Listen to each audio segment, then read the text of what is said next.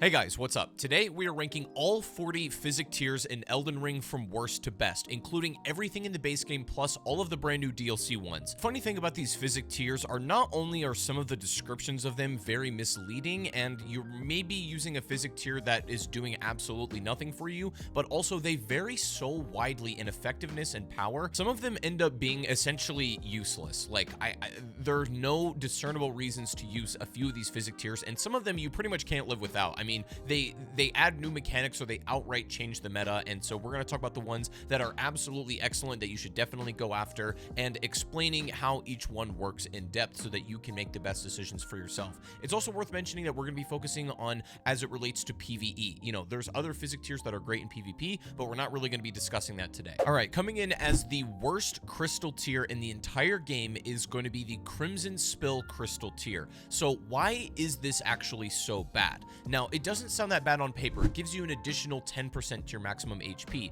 which is never a bad thing, so why would that be an issue? The problem is, using this, yes, it does add an additional 10% to your max HP bar, but it doesn't fill it up for you. Like, it gives you an extension of it, but it doesn't actually raise your health at all. Like, when you use a Rune arc, it gives you more health, but it actually increases that health bar as well. So this one gives you an additional 10%, but then you need to manually fill it up with either like a flask or something else, which just feels kind of inconvenient and wasteful. And even then, the effect is temporary, and 10% isn't that good. Like, it's just really, really bad.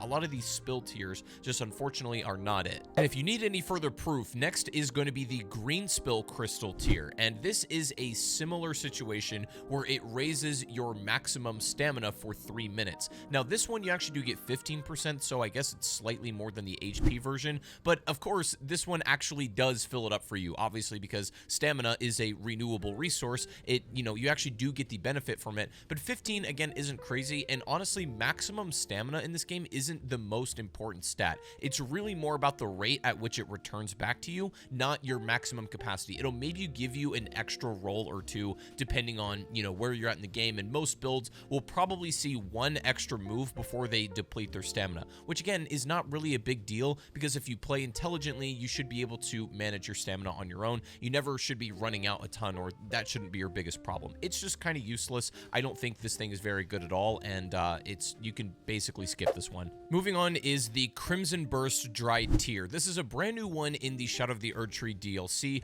which I wish was better and definitely has the potential to be. So this steadily restores HP to your allies over time, and yes, that includes Spirit Ashes. So really, I'd say the most practical use case out of this is using Spirit Ashes if you happen to be playing with those, and if they're dying too quickly, you can use this one to sort of try to maintain their health a little bit, but the HP regeneration is very slow, and honestly, it's not percentage based. It's just like, I believe 7 HP over time, which isn't that much, and if they're taking a lot of hits, it's pretty negligible at the end of the day. Might still be worth using if you find your Mimic tier or any other Spirit Ashes dying just a little bit too quickly, and maybe just like last hit scenarios, you need it to be alive for a bit longer. You can also stack it with other healing properties, so if that's the way that you want to play, then you might get a little bit of use out of this, but it's just, unfortunately, I just wish it was better. It's just simply not. Up next, we have the Crimson Sapping Cracked tier, another brand new one in the Shadow of the Erdtree DLC, and on paper looks excellent.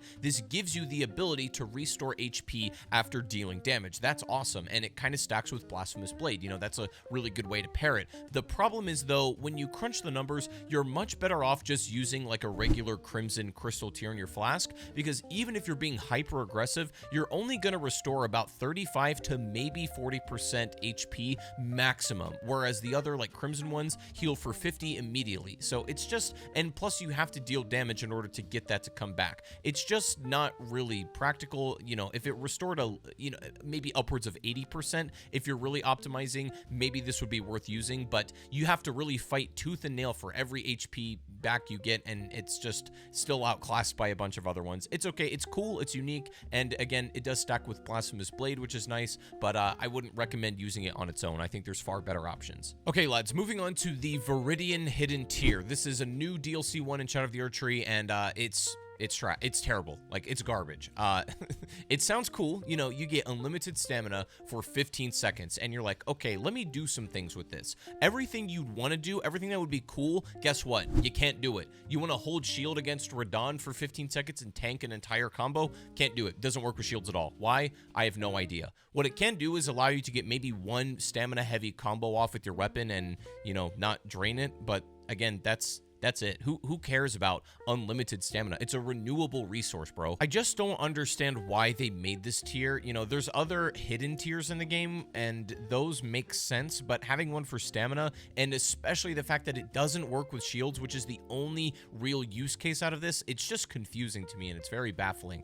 It's very bad, and even though it looks cool, I wouldn't recommend using this thing at all. Up next is the speckled hard tier. It's just not great, but it's, you know, it's okay. It just does what it says on the box. It basically, you know, cleans any status you might have, and it also increases your resistance to status effects. That's cool, and especially for exploring, dungeon crawling, this can be a nice way just to rid yourself of any annoying status effects. And, you know, there's other ways to get rid of them. They're particularly consumables and stuff like that, but the nice thing about this one is, you know, it's a physik, so you can always replenish it at a site of grace. So having sort of unlimited amounts of that is a convenience, but, you know, there's other ways to deal with that problem, and I just don't find myself using this tier all that much, right? Like, there's just other ways to deal with stuff like that. But moving on, next we have the leaden hard tier. This, again, sounds interesting on paper. This increases your poise for 10 seconds. That's great. Like, I think that's actually awesome. The problem is, though, it doesn't really matter because you only get a very short effect, and any sort of hit that would, you know, theoretically stagger you, you can deal with these in much better ways through physik tiers that we'll talk about later. This one just ends up being kind of pointless. I think if the effect was much longer, then we could see some sort of real benefit here, but it just goes away too quickly to really do anything meaningful with it. Potentially very good, but really, I would say very mid. All right, moving on to the Twiggy Cracked tier. This essentially prevents you from losing runes when killed. This, I think, is very practical, to be honest. Like, you know, it's not a great one just for raw damage and stuff like that and just deleting bosses. There's other ways to, you know, there's flashier ones out there. There's sexier tiers out there. But the Twiggy Cracked tier genuinely has some use case to where, you know, you can pop this and go into a boss fight for the first time. You're most likely gonna die, and, you know, it's super annoying when you go into a boss, lose a ton of runes on accident, and have no way to really get them back out, right? You have a giant bag, but you just know that it's going to take you forever to beat this boss. So you're stuck between trying to, you know, rush and grab your runes inside the arena so you don't lose them, but you have no way to actually get them out without defeating the boss, and that's super frustrating. So you can pop this tier, go into the arena, grab your runes, die, and then you'll come back out with them. And for that reason alone, I think it's pretty solid. It's not a, you know, bottom of the barrel physik tier by any means for that aspect alone, because it's pretty unique in that way. There are other consumables that will also let you save your runes, but none of them are quite as renewable and infinite as the Twiggy Cracked tier, so I think it's all right. Next up is the Purifying Crystal tier, which has one use. That's it. There's not a lot to talk about with this one. It just lets you say no to, oh, graciously donating blood to Moog. You know, he pulls up with the trucks. They say, you know, pop in, let's get it going. You said, no, I'm good. I'll see you in the next one. That's it. It's good, you know, for that boss. Moving on to the Cerulean Sapping tier, this is the same concept as the Crimson one, where the damage you deal restores your FP. That's kind of similar to a talisman we also have in the game, but this one is, you know, the exact same deal as the Crimson Burst. And now I would say FP is maybe a little more valuable in this case, so that's why it's just slightly above, only in this specific instance. And once again, there are other tiers, like even just the regular Cerulean crystal that will just restore half of it, or if you use 2, your total FP bar immediately, and you don't have to deal damage. So I would just say that, you know, you can stack this with other things like the Blessed Blue Dew Talisman or whatever to really make sure you're always getting your FP back, but it's just not very good. I would maybe even put it lower if I'm having a bad day. Up next, ladies and gentlemen, is the Stone Barb Crystal tier. It's okay. Like, so this increases your stance damage for 30 seconds, which is not too bad. This will basically allow you to get an easy stance break on a boss if you pop it like like right as you go into the fight. I wish it lasted slightly longer so maybe you can get another one out of it, but one stance break can really be enough to change the tide of a boss if you're playing it well. So I think this is very situational and in the right context can be amazing, but after that 30 seconds is gone, then this thing becomes downright useless. So I would be quite mindful about how you use and where you use this one, but it's okay and it's got some use cases for sure. Next, lads, is the Ruptured Crystal tier. This thing, it blows up. That's it. It blowed up, and you can put 2 of them in the thing, and you can blow it up even more. That's it, man. If you're in need of a big explosion of holy damage, this guy's got you, and it does exist. That's all I can say. Up next is the Green Burst Crystal tier. This is useful. This actually does restore your stamina faster, which I always advocate for. However, it also is easily replaceable by the Green Turtle Talisman, which is, you know, one of the best in the entire game. The faster stamina recovery is very nice, and if it's only for 3 minutes, that should be generous enough to allow you to complete a boss fight most of the time, and so maybe that will free up the ability to use different talismans, but I always just recommend using the Green Turtle or the Two-Headed Turtle. This one is cool, but, you know, is kind of made pointless by some new additions to the game. Moving on to the Crimson Whirl tier. So look at the description of this. It says it converts incoming damage into HP. That sounds insane. Like, you know, on first glance, you would think, oh, I can take this into a boss fight and any damage I take will just become health. I'm basically invincible. That's how it reads, but that's not really what it does. The damage that it converts into HP is mostly environmental damage. So this will allow you to run through lava, and instead of losing health, you'll actually be gaining it, which is pretty cool, and this will actually allow you to traverse some areas that are previously difficult to get through or almost impossible. Now, this does have its limitations, and again, any physical damage, which is, you know, mostly anything you're actually going to encounter in the game, just will not become HP. It's mostly for trekking environments, but it's not really useful in fights, which it theoretically would be broken in if it did work how the description said so. And again, not totally useless. It has a really sexy description, but you really got to read the fine print on this one to figure out exactly how it works. Next is the Opaline Bubble tier, which is very nice and potentially an absolutely solid Physik tier. So the way this works is you get a physical barrier around you that all but nullifies the next hit of incoming damage. But the problem is it doesn't discern between a hard or a light hit. You know, you can get sneezed on by the weakest enemy in the game and this thing is going to break. Or you can literally get hit by Radahn's meteor and just tank the entire thing. And obviously it will break that barrier and you'll take a little bit of HP loss, but nothing too crazy. It just nullifies the next hit, and that can be useful in certain situations and bosses that have one-shot moves that you're trying to learn. But, you know, outside of that, especially for, like, I think this is really bad for dungeon crawling because you're going to get hit by little stuff pretty much all the time. And this can be an excellent Physik tier in the right situation and scenario, but I'd be lying if I said it was one of the best in the whole game. Up next is the Glovewort Crystal tier, a new one in the Shadow of the Erdtree DLC. This increases the attack power of your Spirit Ashes. And again, if you're using spirits, then you may genuinely find a use case out of this one. It'll increase your Spirit Ashes attack power by around 20%. Now, this only works for your summoned spirits. This actually doesn't work for, you know, like the yellow NPC summons that you'll get in a boss fight, so just be mindful of that. It does take effect whether you pop this first and then summon, or if you summon first and then pop this. That might be worth knowing, but I would say it's pretty good. You will get a pretty, you know, substantial effect out of the effectiveness of your Spirit Ashes, and that can be nice. But again, if you're not using Spirit Ashes, then this kind of becomes irrelevant, but, you know, it's really up to your playstyle at the end of the day. All right, moving on to our next one, we have the Oil-Soaked tier. So this is kind of a strange one.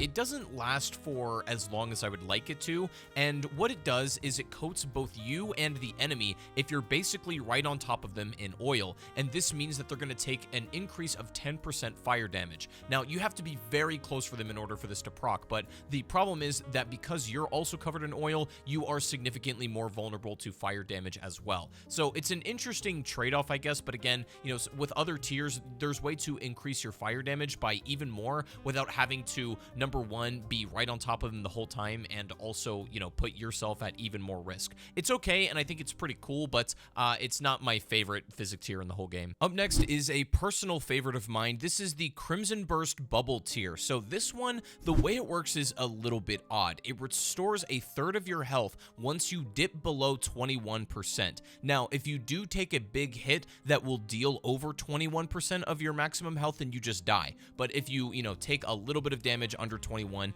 then you're going to get basically the equivalent of a free flask added to your health. This is a lifesaver in boss fights because it allows what would probably otherwise be fatal blows to, keep you in the fight, and it also, you don't have to have the downtime of using a flask, you just get that health right back to you. I personally really like this one for learning bosses. It just makes that whole process much easier, and I find this one very helpful. I know it's not the best in the game as far as just raw numbers and efficiency goes, but I really do think this one is great. All right, lads, next up is the Spiked Cracked tier. This one's pretty all right. It's good, I would say. This increases your charged heavy R2 attacks by 15%. That's pretty solid, and the effect lasts for 3 minutes, which is a very generous amount of time. Better yet, not to mention, it stacks with stuff like the Axe Talisman. So if you're using a weapon such as the Shadow Sunflower Blossom in the DLC, I know a lot of people like this one as of lately, because the Ash of War is essentially pointless on this. You're just going to be using heavy R2 attacks. If you use this crystal and the Axe Talisman, you will be putting out insane damage and stance with this weapon. Like, this makes it kind of OP. I would definitely give this combination a try. Regardless, even if you're not using that, a flat 15% add-on to your heavy R2s for any weapon is obviously going to be really good. Moving on to the Cerulean Hidden tier, this is what the Viridian one did earlier, but for FP, something that's non-renewable and actually useful. This allows you to cast really FP heavy spells at once. Now, you do have to do it rather quickly because it's only 15 seconds, but it nullifies any FP usage in that amount of time. So you can summon Spirit Ashes, you can use giant spells and sorceries, like all your big stuff you can throw out in the beginning of a fight and still have all of your FP remaining. That's very good. Like, really, there's not much else to say about that.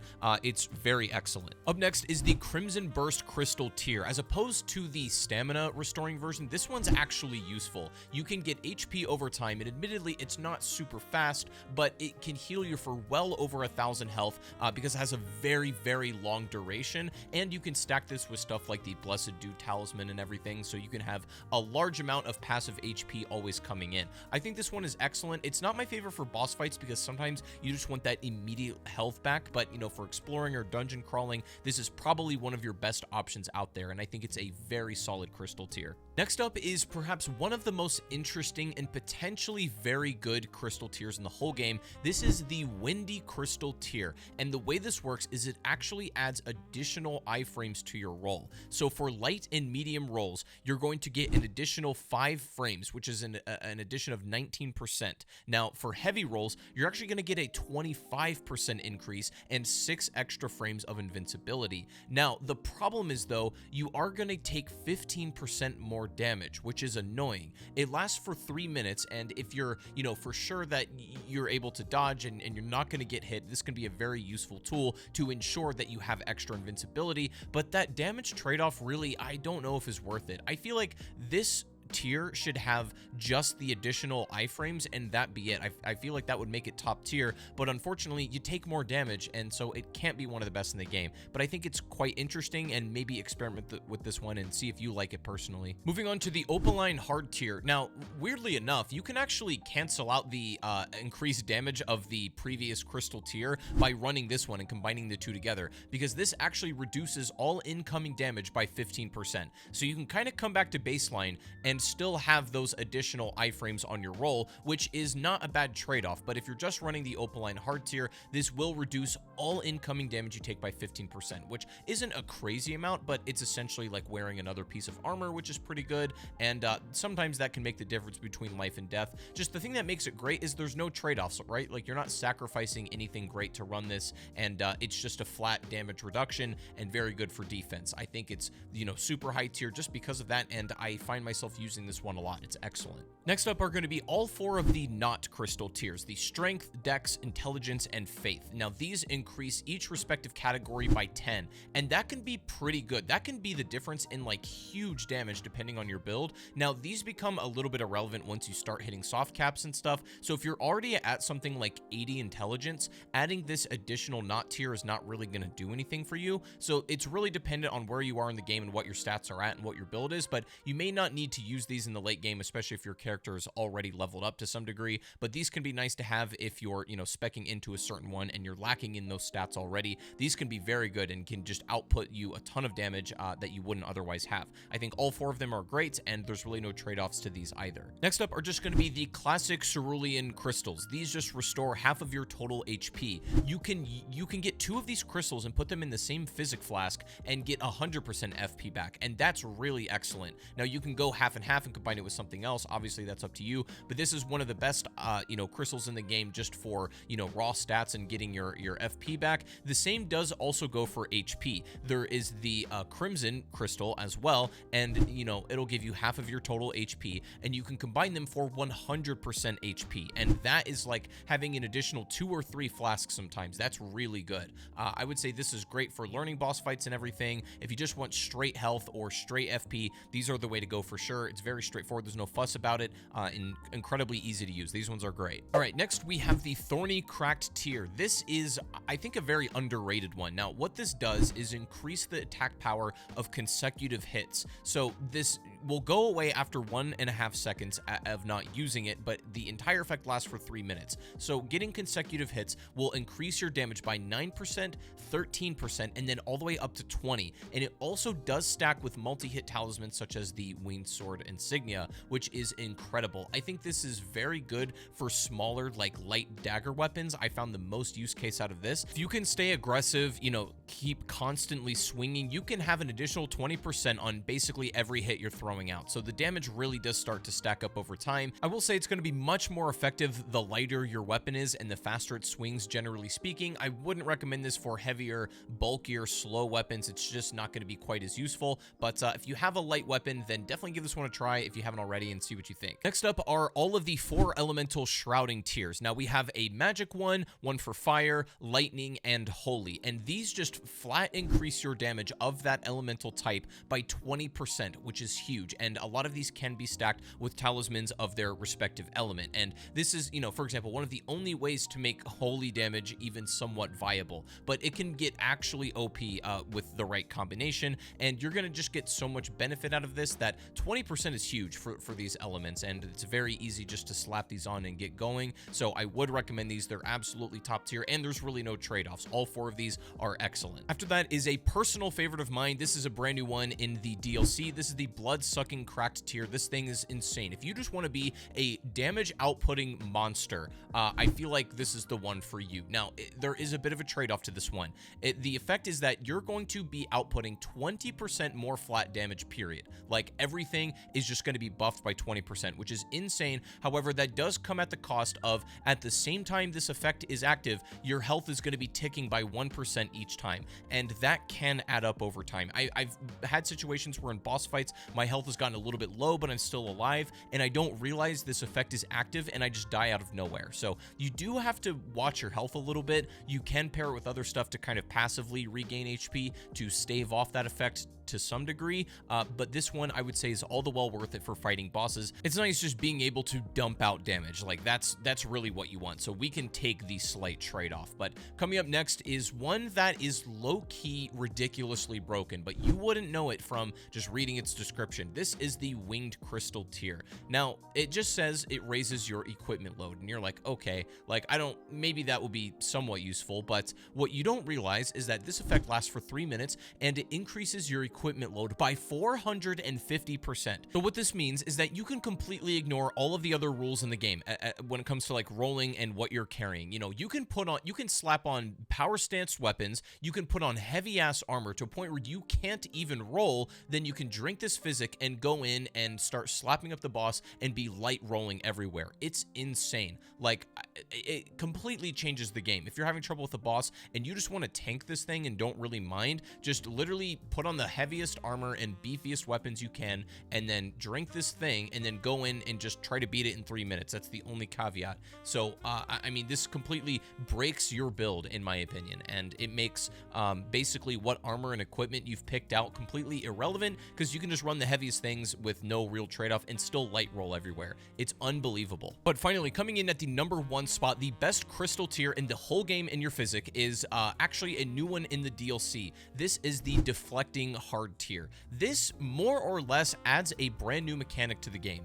If you've played Sekiro, it essentially adds a posture bar in a way. This makes it so that if you guard something, if you hold like your L1 most likely and just, you know, block a hit, if you do it perfectly, essentially like getting the timing correct to where it's just about to make contact, you'll notice you'll got this right when you hear this sort of unique ping sound effect. And also compared to Sekiro, if you're getting perfect parries in that game, in Elden Ring, the timing's pretty generous. Like you don't need to be super on point with these.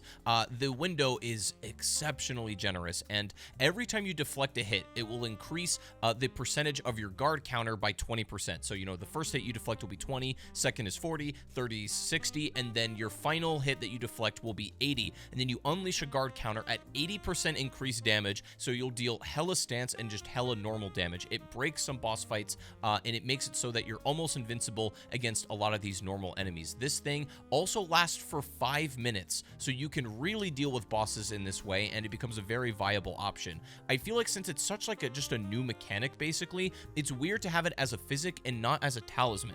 I think that's my only complaint about it, is it's a temporary effect, and that's the only way to really engage with this mechanic in this way. I think this tier fundamentally changes the dynamic of a lot of boss fights and the way that you're going to play them, so use this at your own risk. You know, it's going to be very different to what you've probably been used to playing Elden Ring as, and you can trivialize a lot of fights in the game by just simply trying to deflect stuff and then pressing R2. It's pretty crazy, but give it a try if you haven't, and I'm not even sure if From Software really knew how game-changing this one was going to be specifically. It's definitely up in the air, but it's by far one of my favorite, one of the best, and, you know, among probably the top 3 or 4 in this list, they're all arguably the best in the game, just depending on how you use them, but this should give you a good explanation of how these all work. Let me know what you thought about my list down below. Hope you guys enjoyed. Leave a like on the video, subscribe if you haven't for more Elden Ring content, and I will see you all in the next one. Peace out, guys.